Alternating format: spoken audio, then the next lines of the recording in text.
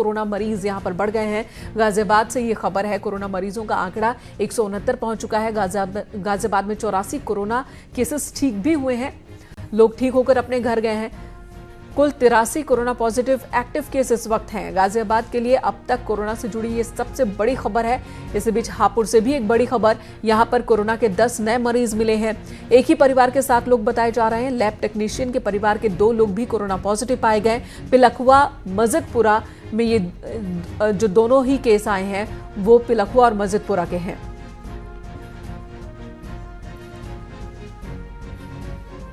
और इस वक्त अलग अलग जगहों से, अलग अलग शहरों से हमारे सहयोगी हमारे साथ जुड़ चुके हैं। अमित राणा गाजियाबाद से हमारे साथ हैं, अमित सिंह नोएडा से, अरविंद शर्मा फिरोजाबाद से, फरीद शमशेर मुरादाबाद से हमारे साथ जुड़े हुए हैं।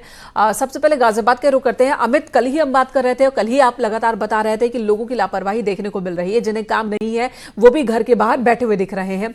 और आज देखिए जरा, एक साथ इतने मामले आ गए।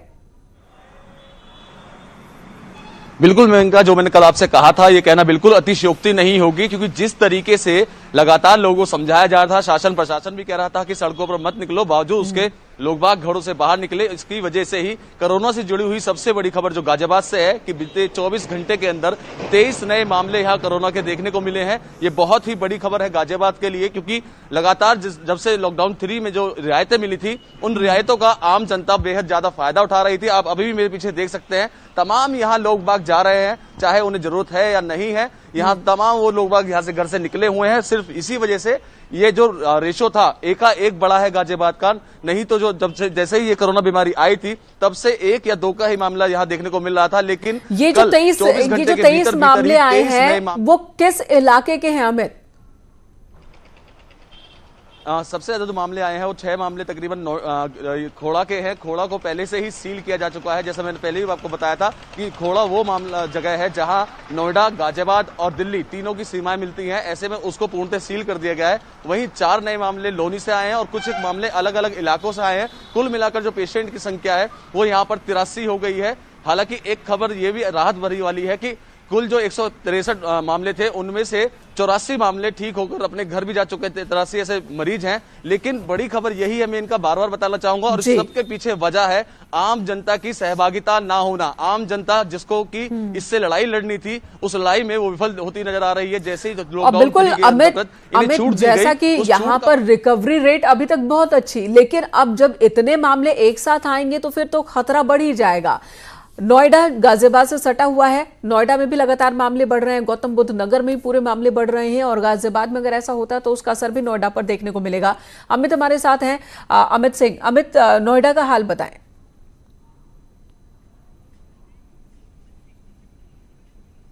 देखिए, मैंने कहा बता दूं कि कल जो गौतम बुद्ध नगर में 2 कोरोना के पेशेंट सामने आए, राहत भरी बात ये थी कि कल 16 लोगों को जो कोरोना के पेशेंट थे उनको डिस्चार्ज कर दिया गया। वहीं अगर बात करें आंकड़ों की तो गौतम बुद्ध नगर में अब तक 238 ऐसे कोरोना के पेशेंट हैं जिनकी अब तक पुष्टि हुई है।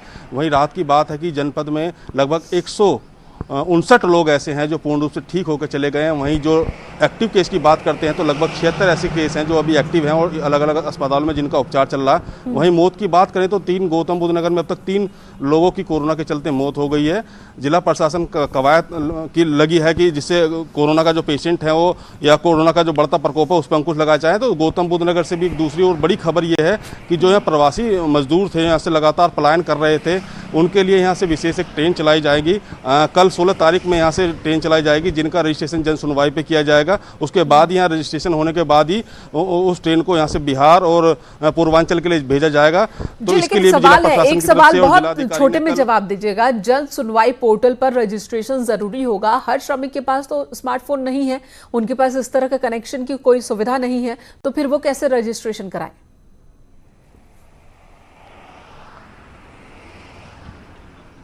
देखिए, उसमें जो जिला प्रशासन तरफ से कवायद की गई है, कुछ अधिकारी को इस तरह से नियुक्त किया गया है। अगर जो कोई मजदूर बिना किसी स्मार्टफोन के हैं या वो किसी प्रकार से असमर्थ हैं कि कोई रजिस्ट्रेशन ना कर सके, तो उनके लिए अलग से एक विंडो बनाई गई है जहां जाके वो सोशल डिस्टेंसिंग का पालन करते हुए अपना रजिस्ट्रेशन करा सकते हैं। और रजिस्ट्रेशन के बाद ही उनको यहाँ से जो गौतम बुद्ध नगर से जो दादरी का स्टेशन है या दनकोर का स्टेशन है, उनको ट्रेन के माध्यम से जो पूर्व की तरफ चलने वाली ट्रेन है वो भेजा जाएगा। अमित, आप इस बारे में भी पता लगाएं आखिर कि कितने मजदूर, कितने श्रमिक इंतजार कर रहे हैं इस ट्रेन में चढ़ने का यहां से, और कितनी कैपेसिटी ट्रेन की रखी गई है, आपसे दोबारा बात करेंगे। लेकिन फिलहाल फिरोजाबाद का रुख कर लेते हैं। अरविंद शर्मा हमारे साथ हैं। अरविंद, फिरोजाबाद में स्थिति इस वक्त कैसी है? देखिए, मैंने कहा आपको मैं बताऊं कि शुरुआत मैंने कल भी बताया था, शुरुआत में तो बेहद चिंताजनक स्थिति थी। 190 तक ये आंकड़ा पहुंच गया था, लेकिन पिछले कुछ दिनों से राहत इसमें मिल रही है। हालांकि कल 2 नए मामले मिले हैं, देवनगर इलाके में 2 नए मामले मिले हैं, लेकिन ओवरऑल देखा जाए तो मामले कम मिल रहे हैं और लोग ठीक ज्यादा हो रहे हैं।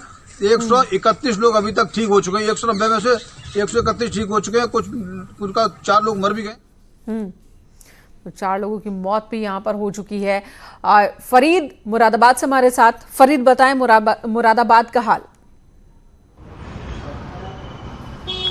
जी मेनका, मुरादाबाद में पुलिस प्रशासन की सभी जो मेहनत की जा रही है काफी दिन से, वो खराब कर रहे हैं। यहाँ के लोग बिना नियमों का पालन करे, सोशल डिस्टेंस का पालन किए, बिना मास्क के सड़कों पर निकल रहे हैं। और ये आंकड़ा अब जो कोरोना पॉजिटिव का है बढ़ते बढ़ते 147 पहुंच गया है। देर रात भी एक कोरोना पॉजिटिव की मौत हुई है। मुरादाबाद में अब तक 8 लोगों की मौत हो चुकी है और अभी भी 41 कोरोना पॉजिटिव एक्टिव मरीजों का मुरादाबाद के लेवल 1 और 3 लेवल के हॉस्पिटल में इलाज चल रहा है। जिला प्रशासन छूट देना चाहता है, लेकिन यहाँ के लोग, यहाँ के रहने वाले उसमें सहयोग नहीं कर रहे हैं। सरकार कितनी भी छूट तो दी ही जा रही है, लेकिन शर्तें भी रखी जा रही है, लेकिन उन शर्तों का पालन नहीं कर रहे हैं। और ऐसे में जब लॉकडाउन 4 में और ज्यादा छूट दी जाएगी, ढील दी जाएगी, तब के हालात क्या होंगे अंदाजा लगाना बहुत ज्यादा मुश्किल नहीं है। लोगों को अब ये समझाने की जरूरत है, अभियान लाने की जरूरत है कि सभी समझे कि अब उनके